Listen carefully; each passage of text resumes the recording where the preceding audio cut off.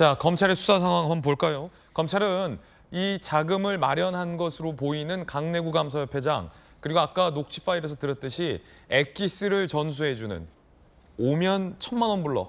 그럼 100 생각하고 있다가 얘는 500 낼 거야. 라는 엑기스를 전수해준 인물이기도 한 인물에게 첫 구속영장을 청구했습니다. 강내구 한국감사협회장에게 어제 9,400만 원 금품 살포 지시 권유 혐의로 구속영장을 청구했습니다. 강내구 씨는 혐의 부인하고 있어요. 2020년 9월 한국수자원공사 발전소 설비 납품 청탁 명목으로 300만 원 수수했다는 혐의도 추가됐습니다.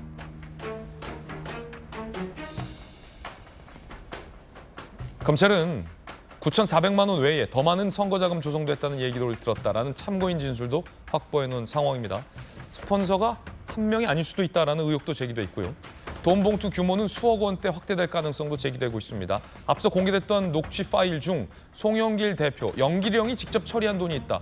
돈은 어디서 마련했는지 라고 이들도 모르는 자금 출처에 대해 언급한 듯한 녹취로 또 공개된 바 있습니다.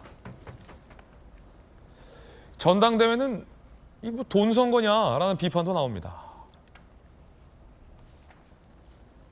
민주당 전대 캠프 근무 보좌진 A. 원래 전대는 돈 안 쓰고는 못 차려. 장소, 대여, 당원, 동원 모든 게 돈이다. 민주당 전대 참여 관계자 B. 피켓 들고 있는 당원 한 명 한 명이 전부 돈이다. 민주당 당직자 C. 선거 좌우하는 대의원표 뺏기 위한 출혈 경쟁이다. 라는 인터뷰도 동아일보 기자들에게 하고 있습니다. 전당대회는 원래 돈 선거야.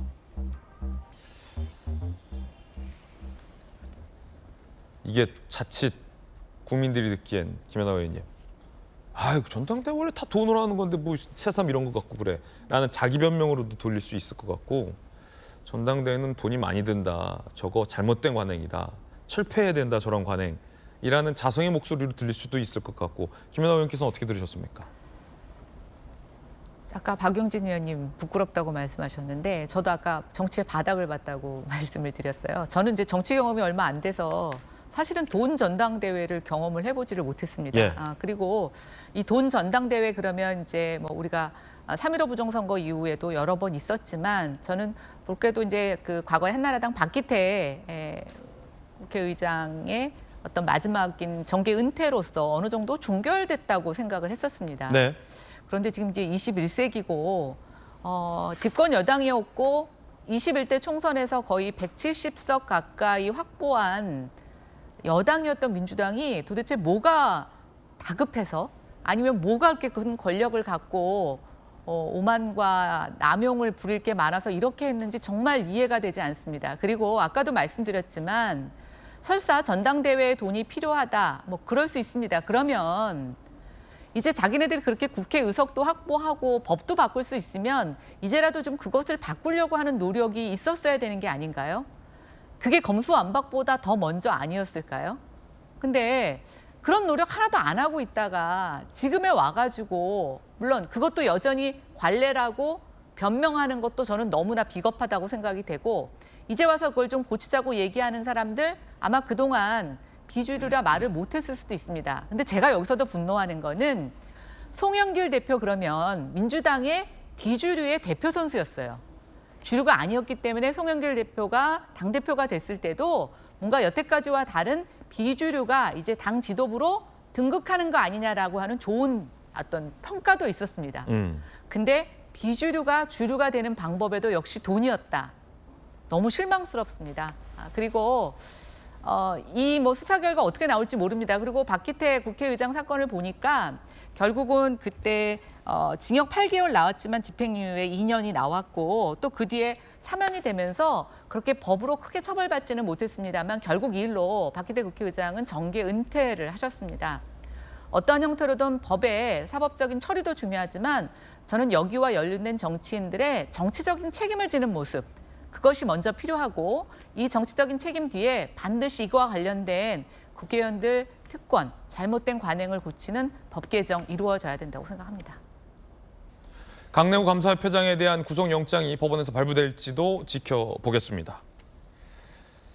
엑기스, 스폰서, 이재명 캠프, 그리고 당직과 관련된 주요 녹취록도 전해드리고 있습니다. 어제 윤석열 대통령이 4.19 기념사에서 이런 발언을 했습니다. 들어보시죠.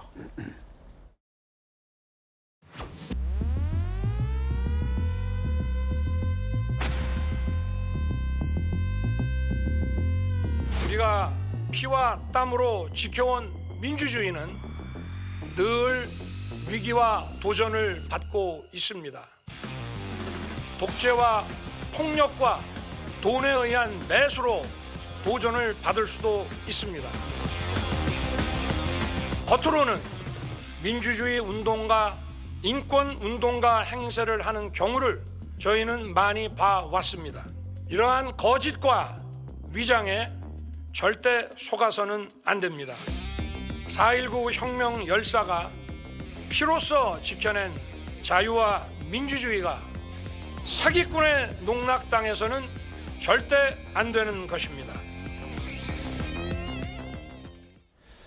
정치권에서는 이 발언이 야당의 돈봉투 의혹을 직격한 것 아니냐라는 해석도 있는 가운데 민주당은 기념사를 야당 공격 수단으로 삼았다라며 비판을 했습니다.